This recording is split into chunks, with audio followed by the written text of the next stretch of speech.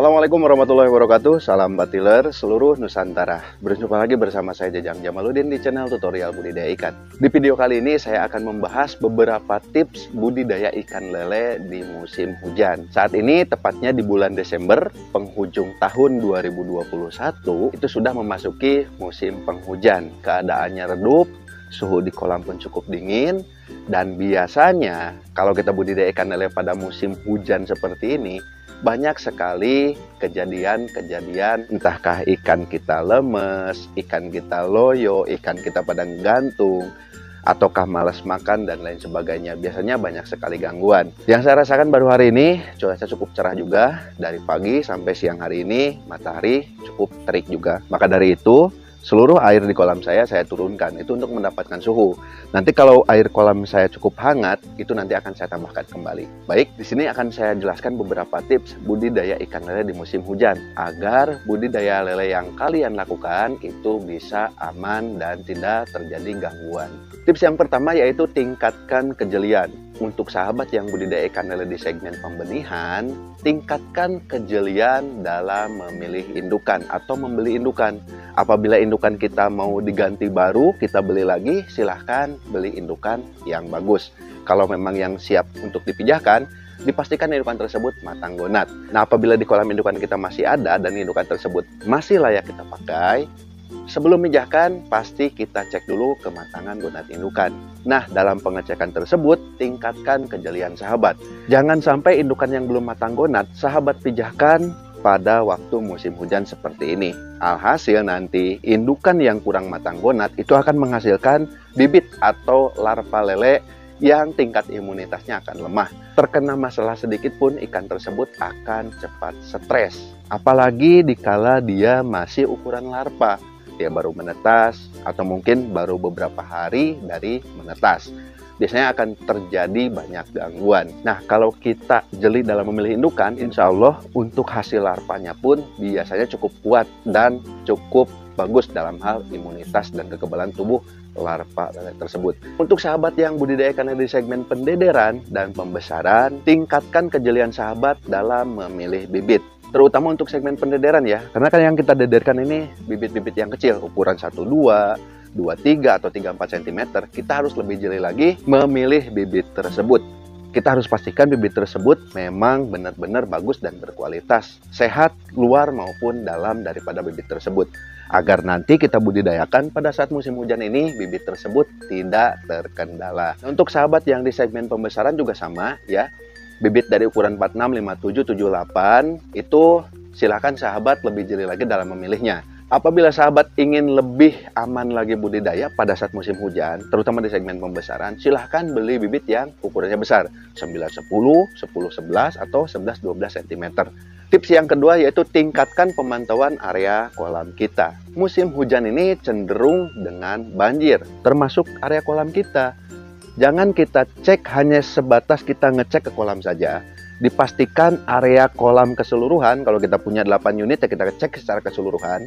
Apakah memang akan terjadi potensi rebah kolam kita, ataukah jebol atau bagaimana, itu harus kita pastikan kembali. Jangan sampai kolam kita pada saat hujan, kita lengah, kolam kita kebanjiran, lalu tanggulnya jebol atau mungkin dindingnya ini jebol. Atau mungkin si lubang pembuangannya ini tertutupnya dengan apa? Nanti air kolamnya meluap-meluap sampai luber, sampai jebol. Lebih ditingkatkan kembali untuk pengecekan area kolam, terutama sehabis hujan. Oke, kita lanjut tips yang berikutnya. Jeli akan setiap perubahan kecil di kolam kita. Umpama pada siang hari, kita cek air kolam kita stabil. Nah, ketika setelah turun hujan, umpamanya warna air kolamnya itu berubah. Nah, kita harus sedetail seperti itu. Dari perubahan kecil seperti itu, patutkah kita lakukan penanganan lain seperti penebaran probiotik atau penebaran garam dan lain sebagainya. Itu semua perlu kita tingkatkan, terutama dalam perubahan kecil di kolam kita. Awalnya mungkin dari siang hari ikan baik-baik saja, tapi ketika setelah turun hujan ikan berdiri atau mungkin terjadi hal-hal yang lain. Kita harus benar-benar jeli. Atau mungkin ikan ketika kita kasih makan setelah hujan itu responsifnya kurang. Nah, kita harus jeli dan detail seperti itu. Jadi, kalaupun perlu kita tangani dengan langkah seperti apa? Apakah penebaran probiotik, ataukah dibuang airnya, dan lain sebagainya. Silahkan tingkatkan kejelian, terutama detail-detail kecil yang perlu kita perhatikan. Oke, tips selanjutnya, sahabat tingkatkan kembali pengecekan parameter kualitas air. Silahkan datang ke kolam, cek kolam kita baik sore maupun malam, ataupun siang sekalipun kalau memang setelah turun hujan. Perketat juga dalam pengecekan parameter kualitas air kolam. Apakah memang pH-nya stabil? Kita cek juga oksigen berlarutnya, ya, sudah memadai atau tidak. Kadar organik yang kita cek, suhunya juga sama. Terutama setelah habis hujan, biasanya suhu yang paling utama. Suhunya akan ngedrop, karena apa? Keadaan di kolam kita itu sangat dingin sekali. Perlukah kita adakan penanganan? Dari situ kita tentukan. Dalam hal pengecekan tersebut, kita jangan asal-asalan. Kita cek sampai detail, terutama parameter kualitas air kolam.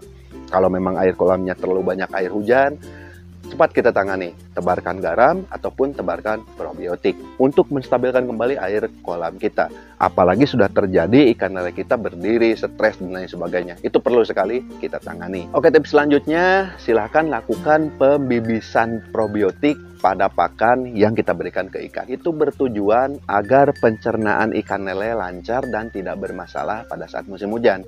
Sudah musim hujan tersebut memang banyak masalah, ditambah lagi pakan yang kita berikan tidak dibibis dengan probiotik.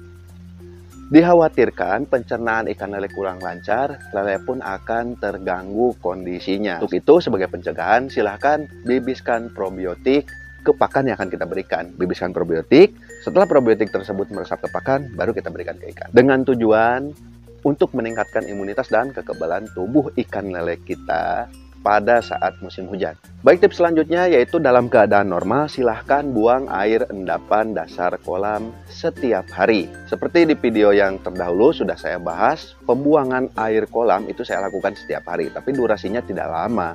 Durasinya hanya 10-15 detik saja. Untuk cara pembuangannya seperti ini. Baik sahabatku semua, di sini akan saya mencontohkan cara membuang air setiap hari dengan durasi 10-15 detik. Di sini ada lubang pembuangan ya, dan ini ada paralon untuk batas ketinggian air. Dan untuk ketinggian airnya kita cek dulu menggunakan meteran. Nah, di sini ini kurang lebih 20 cm ya, sahabatku semua. Ketinggian airnya cuma 20 cm. Kebetulan ini saya lagi turunkan dulu airnya. Saya akan buka dulu ini cara membuang endapan dasar kolam. Nah, di sini saya buka dulu. Nah, seperti ini. Ini kan airnya nggak terlalu kotor ya, karena baru saya ganti airnya. Seperti itu saja cara membuangnya. Nah, itu kita lakukan setiap hari. Karena apa? Air hujan yang masuk ke kolam kita ini memang mengandung kadar asam yang tinggi. Dikhawatirkan ikan stres, membuang kotoran banyak, atau mungkin kita memberikan pakan, sisa pakannya banyak yang jatuh ke kolam kita buang endapan dasar kolamnya setiap hari. Baik, selanjutnya tips budidaya ikan lele pada musim hujan, yaitu dengan cara membuang air atas kolam. Jadi bagian permukaan kolam ini kita buang airnya, terutama setelah turunnya hujan itu perlu kita buang. Karena apa? Air hujannya kan posisinya di atas dan itu mengandung kadar asam yang cukup tinggi. Bukan berarti kita buang menggunakan selang ataupun menggunakan mesin-mesin pompa. Bukan seperti itu sahabatku semua. Jadi begini, paralon pembuangan ini batasnya itu kan ada di luar. Nah, agar air hujan nanti yang turun itu terbuang, paralon ini kita posisikan di dalam. Nah, begini caranya. Ini kurang lebih 20 cm ya sahabatku semua. Kita ukur dulu. Nah, ini kurang lebih 24 cm ya. Ini lebih sedikit karena memang cekung di bagian dalam, di area sininya ini cekung ya. Kalau di sini 20, kalau di sini bisa jadi 25 seperti itu. Nah, untuk paralonnya ini kita posisikan di dalam. Nah, sementara kita cabut dulu. Nah, di dalam ini itu ada saringan. Nah, ini saringannya saya cabut dulu.